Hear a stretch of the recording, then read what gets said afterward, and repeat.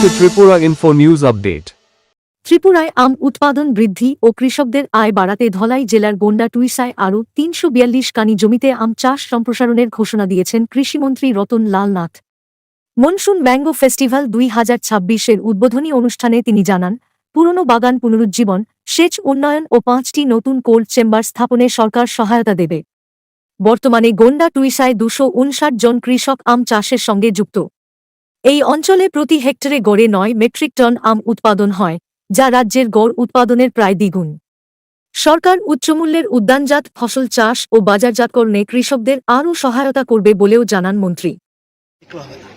পৃথিবীর মধ্যে সবচেয়ে বেশি আম উৎপাদক দেশ হলো আমরা, ইন্ডিয়া। আর এখানকার চাষিদের সবচেয়ে বিউটিফুল একটা জিনিস, সেটা হলো ভ্যারাইটি। এত ভ্যারাইটি ভারতবর্ষের কোনো রাজ্যে নেই, ভ্যারাইটি। এখানে ভ্যারাইটি বেশি এবং প্রোডাকশনটা বেশি হয়। আমাদের ত্রিপুরাতে পার হেক্টরের প্রোডাকশন হয় 5 to 5.5 এরকম মেট্রিক টন, আর এখানে প্রোডাকশন হয় 9 মেট্রিক টন পার হেক্টর। আর তাদের যাতে সারা রাজ্যে আম চাষ হয়, আমরা ফেস্টিভ্যালটা গন্ডা ছড়া কি গন্ডা তুইসা কেন, এটা ভাবতে হবে। অর্থাৎ আম চাষিদের আরো বেশি প্রজেক্ট প্রমোট করার জন্য আমরা সেভাবে তৈরি করছি, এবং আম চাষিরা যাতে তাদের আমের কোনো অসুবিধা না হয়, এবার আমরা আরো এরিয়া বাড়াচ্ছি। এবার আরো 342 কানি জমির এরিয়া এই গন্ডা তুইসা এরিয়াতে আম চাষের এলাকা বাড়াচ্ছি। প্লাস আমরা পুরনো বাগান সংস্কার করে এটার জন্য আমরা পয়সা দিচ্ছি। এখানে দেখছো এক একটার দাম 8,000 টাকা, ওটার দাম 32,000 টাকা, ফ্রি অফ কস্ট। কোন সরকার কখনো দিয়েছে কিনা আই ডোন্ট নো। আমি 33 বছর ধরে বিধানসভায় আছি, এরকম ফ্রি কৃষি যন্ত্রপাতি এত কিছু দিচ্ছে রাজ্য সরকার। এবং শুধু না, এটা মানে ড্রিপ ইরিগেশন করে দিয়েছি। এই যারা আম চাষি তাদের জায়গায় যেন জলসেচের অসুবিধা না হয়। অনেক জায়গাতে আমরা বোধহয় খুব 15 হেক্টর জায়গাতে বোধহয় আমরা ড্রিপ ইরিগেশন করেছি, আরো করব। এবার ঠিক করেছি যাতে আম তাড়াতাড়ি নষ্ট না হয়, সেজন্য একটা মাত্র আমরা কুল চেম্বার দিয়েছি সোলারের।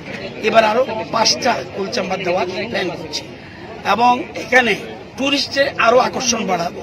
টুরিস্টের যত আকর্ষণ বাড়বে তখন আম চাষিরা বাড়বে ভালোভাবে। শুধু আম চাষ নয়, আমের পাশাপাশি পাম অয়েল, আমার পাশাপাশি আদা, হলুদ। এমনি মনে হবে তোমাদের যে আদা আবার কি, এটা আদা যারা না বুঝবে, আমরা ওয়ার্ল্ডের ফেমাস আদা জিঞ্জার, যেটা কোয়ালিটি আমাদের কুইন পাইনাপল ওয়ার্ল্ড ফেমাস। এই জন্য আমরা এখন প্রচুর জিনিস। আমাদের দায়িত্বটা কি? আমরা কি কৃষিকাজ করি? আমার দপ্তর কি কৃষিকাজ করে? কৃষকদের সাহায্যের জন্য আমাদের দপ্তর, যাতে তাদের ইনকাম বাড়ে। আগে ছিল 6,000 টাকা তাদের মাসে ইনকাম, এখন হয়ে গেছে 13,000 টাকার বেশি পার মান্থ ইনকাম কৃষকদের। আরো বাড়ুক, এবং কৃষকদের আমরা অন্নদাতা ভাবি। আমরা তো আম ভালো করে খাচ্ছি, কিন্তু এই কৃষকটা এত কষ্ট করে আম চাষ করছে, তার জিনিসটা আমরা দেখতে হবে। এই জন্য তাদেরকে মঞ্চে বসিয়েছি, মানে কৃষকদের সম্মান দিতে হবে। এবং দেশের প্রধানমন্ত্রী নরেন্দ্র মোদী দায়িত্ব নেওয়ার পরে সবচেয়ে বেশি সম্মান কৃষকদের দিয়েছে। কারণ অন্নদাতা কৃষক, তারা গড, তারা ভগবান। তারা যদি উৎপাদন না করে আমরা না খেয়ে মরব, তারা যদি স্ট্রাইক করে না খেয়ে মরব। সেজন্য তাদের পাশে দাঁড়াতে হবে।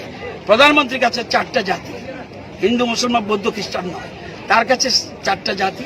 এক কৃষক, এক হলো মহিলা, থার্ড হলো যুবক, ফোর্থ হলো গরিব। এই 4টা জাতিকে যদি ডেভেলপ করতে পারে, তাহলে আমরা এক ভারত শ্রেষ্ঠ ভারত করতে পারবো।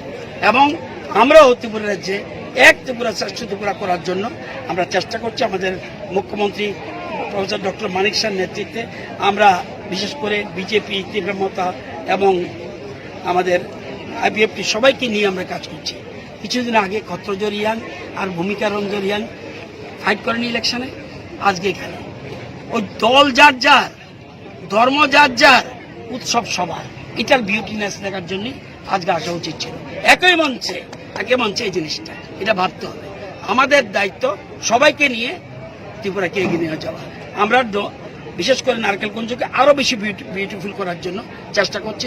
ট্যুরিজম বাড়াবো। ট্যুরিজম আমাদের রাজ্যের 1 কোটি টাকা যদি আয় হয়, সবচেয়ে বেশি তাহলে কোত্থেকে আসে? ধরো আমাদের রাজ্যের মানুষের, তাহলে কৃষকরা কোত্থেকে টাকাটা আসে? কৃষকরা দেয় 48 কোটি 100 কোটির মধ্যে, 43 কোটি দেয় ট্যুরিজম, বিজনেস, ট্রান্সপোর্ট সব মিলিয়ে, আর 9% শিল্প থেকে। তাহলে সবচেয়ে বেশি কি? কৃষি। তাহলে আমাদের ইনকামের মূল জায়গা কৃষি। আমরা 4টা ডিস্ট্রিক্ট বর্তমানে আমাদের কার্যে সহায় সম্ভব, এবার খোয়াই যুক্ত হয়েছে। ধলাই আগামী দিনে হবে, কারণ ধলাই ডিফারেন্স খুব বেশি না। ধলাই মাত্র 15,000 মেট্রিক টন যদি আমরা উৎপাদন করতে পারি, তাই ধলাই আমরা সে খাদ্যে স্বয়ম্বর হয়ে যাব। এবং আমাদের নেতা, আমাদের এমএলএরা, জনপ্রতিনিধিরা, কৃষকরা এবং বিভিন্ন সংগঠন কাজ করছে। তো আজকে এখানে প্রমোট করা, ম্যাঙ্গো চাষিদের প্রমোট করার জন্য এখানে আসা, তাদের পাশে দাঁড়ানো, তাদের কি সমস্যা, যেমন আমরা যাতে কারেন্টের ডিস্টার্ব না হয় সেই জন্য আমরা কভার কন্ডাক্টর দেওয়ার চেষ্টা করছি।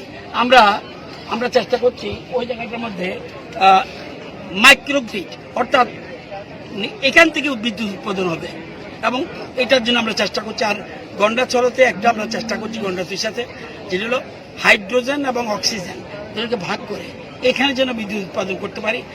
10 মেগাওয়াটের একটা পরিকল্পনা রয়েছে, যাতে গন্ডাছড়ি আরো বেশি এগিয়ে যায়।